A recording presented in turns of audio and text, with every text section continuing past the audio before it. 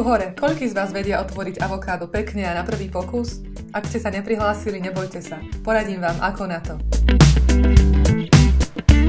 Avokádo si vezmeme do ruky a majme na pamäti, že má v strede veľkú kôstku. Preto ho po obvode takto opatrne narežeme. Keď je takto narezané, môžeme ho jednoduchým otočením otvoriť. Kôstku vyberieme tak, že do nej zasekneme nôž.